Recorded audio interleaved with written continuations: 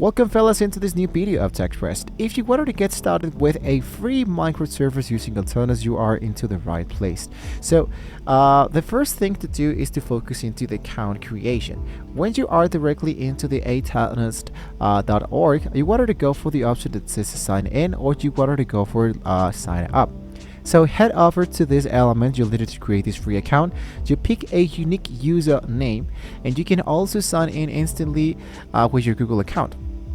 Once you are directly inside here, you're going to be it's going to be showing you the actual servers right away. Now the question is Java versus Bedrock. You wanted to stop here because you must choose the right version. If you are into the PC, for example, the Java, pick the Java. If you're into the console, mobile, or the Windows 11 store version, pick the actual Bedrock. For this, you don't have to worry, because if you have friends on both, I'll show you how to enable cross-play using a plugin later. Videos are going to be showing you the pick of the primary version here through the option that says create. Now, in my case, for example, what I'm going to be doing here is to focus for now into the Java edition. Now, as you can see, here is the actual blueprints. The blueprints is, for example, think of it as an actual templates that can be helping you to getting started not from scratch, but for looking really great. So for example, let's say that I look out for I don't know, I'm gonna getting started with Sky Islands like this blueprint's gonna be working really well for me. And here, what I'm going to be doing here is to change the name of my blueprint, or in this case, my actual server. So in this case, what I'm going to be doing here, let's go Sky Island 1. What is called Sky Island, and go for create. Now that this one has now been correctly created, before we start the server, we need to fix the settings. If you hit for the option tab, usually gonna just go for skip, because I wanted to back up this at the moment. If you wanted to do this, you can do it so, but in my case I just won't do it right away. So basically what we want to do here is to make sure that directly into the options section, what you wanted to do is to toggling the correct to on. If any of your friends are using a non-premium launcher like T launcher, you must turn the correct to on. That usually appears directly inside here. So if you don't, they will be getting an invalid session error. So make sure that you have done that. You can set your player's slot and a difficulty directly inside here.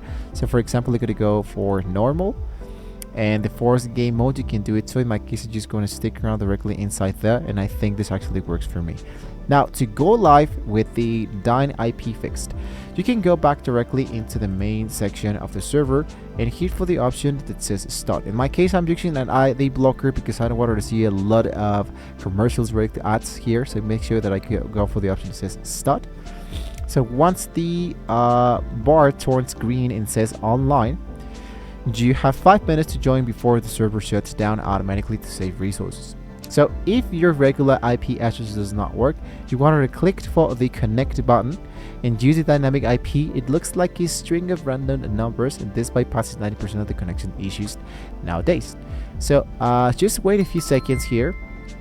As you can see, it says now that this one is now being online. So I wanted to hit for the option that says connect, and here it's going to be showing me my IP, my port, and my dynamic IP. Now with this information, I'm going to just type my game, and I'm going to open the actual application of the Minecraft. Now I'm going to move this bar a little bit to the right, and here I have the actual information about the server. So let's go for the option that says single player. I'm going to create my new world. Here I'm going to be looking for the option that says multiplayer. Now into the multiplayer, I look out for the option that says add the server, and the server name usually it's going to be let's say this one is the IP I'm going to be looking at. And here it says welcome to the server of TechExpress, so I'm going to go for the option that says play.